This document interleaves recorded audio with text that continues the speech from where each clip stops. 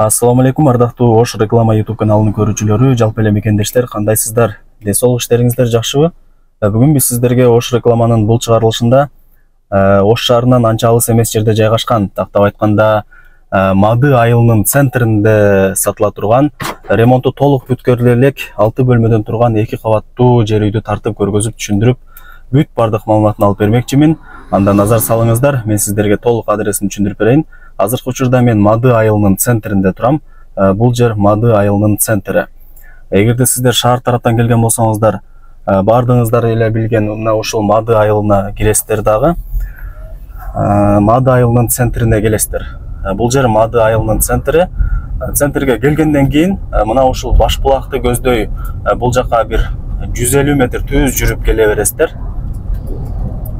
Түз жүрүп келип атканыңыздарда жолдун сол тарабында Алай Форель аталышындагы балык бышырып саткан жерди бүт бардыгыңыздар эле билесиздер.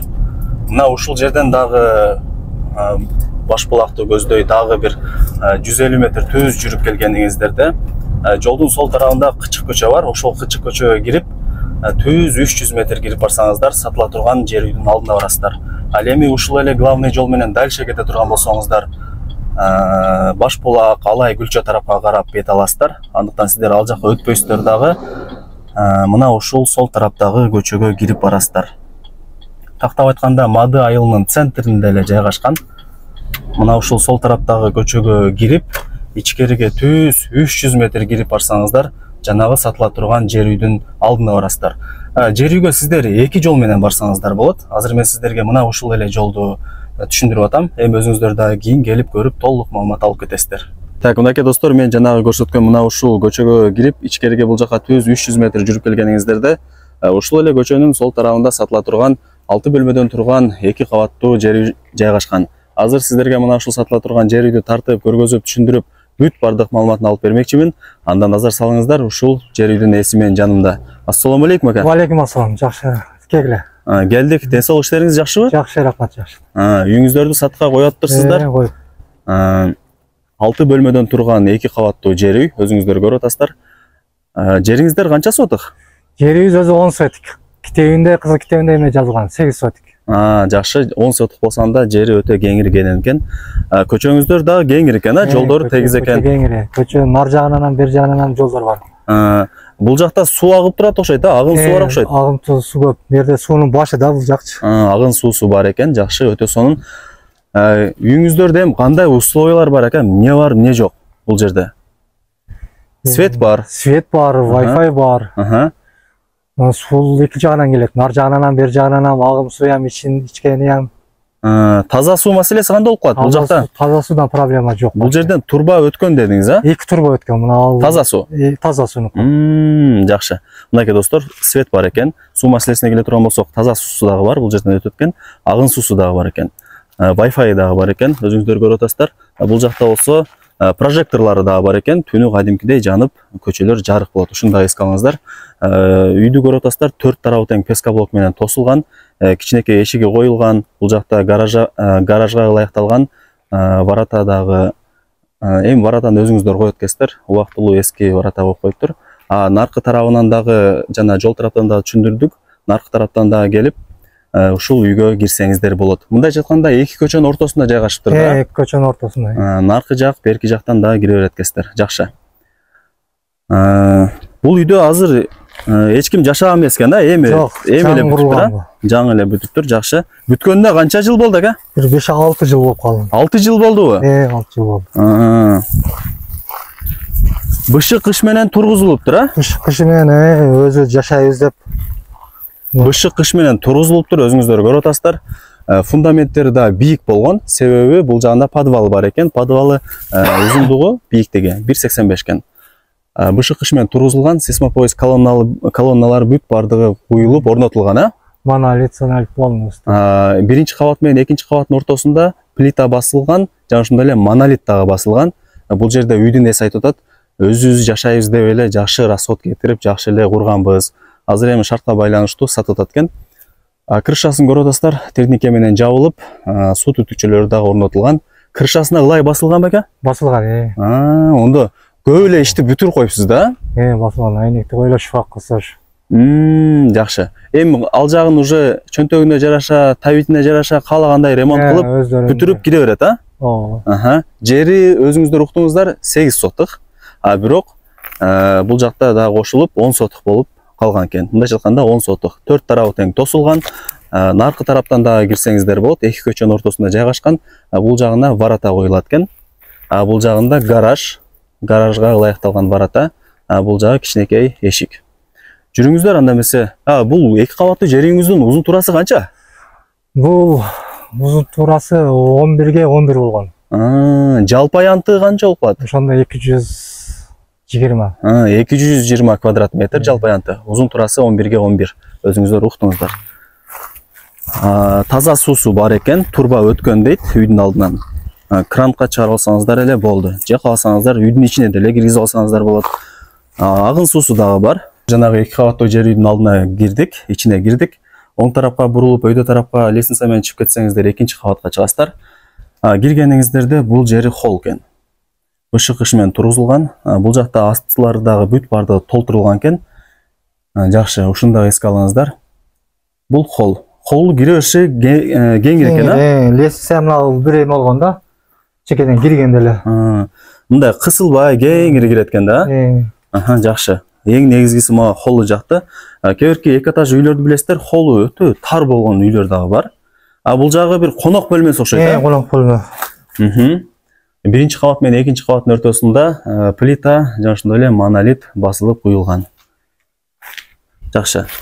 Бул жак болсо экинчи бөлмөсү. Бул жагында бир спальный же болбосо кухня кылып алсаңыздар болот. Бөлүп алышат өзүндөр. Кийин өзүңүздөр келиштирип бөлүшүп аласыздар. Бул жагын кухня кылып, бул жагын санузел кылсаңыз болот. Бул жакта форточка дагы бар экен. Эми өзүбүздүн оюбузду айтып атабыз. Бул жак болсо дагы бир спальный, ата-энелердин уктоочу бөлмөсү. Как раз бул жакта айнек коюп, көчө тарапты карасаңыздар болот. Бул жактыкы уже стяжка болуптур да? Стяжкасы болгон. Бул жак стяжка болуптур. Бул жакта стяжка болуптур. Кире бериш эле болот экен да? Жакшы. Мынакей достор, биринчи кабаты 3 бөлмөдөн турат, плюс холлу бар.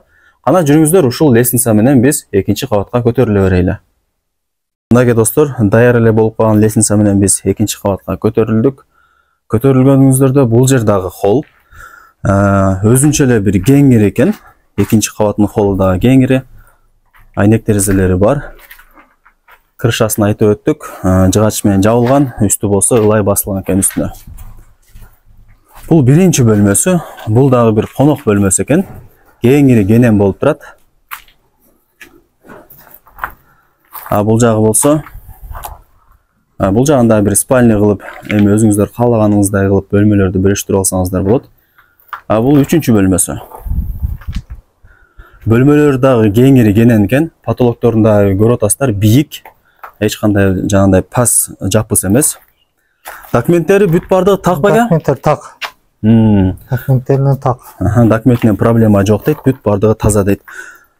Бул жактан терезе коюп, ачсаңыздар, мына ушул үйдүн алды көрүнүп калат. Эки көчөнүн ортосунда жайгашкан. Ана жүрүңүздөр ушул эле лестница менен үйдүн алдына чыга беребиз. Мынакей достор, жанагы үйдүн алдына чыктык.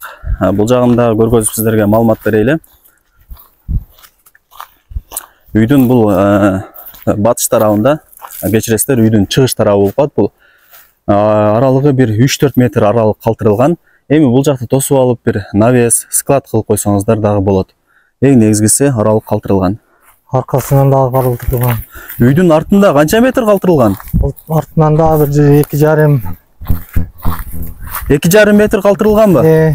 2,5 бул жагы кыйла эле көп экен, а? Көп. 6 метр экен, а? Ооба. Жакшы. Бул жак болсо гараж болот. Ушуну эске алыңыздар. Бул жакта болсо подвалы. Эшиктери коюлган. Подвалы дагы бийик, жана айтып өттүк, бийиктиги 1,85 экен. 2 бөлмөдөн турат. Эми бул жакта дагы кийин склад же бир эс алуучу бөлмө кылып койсоңуздар болот.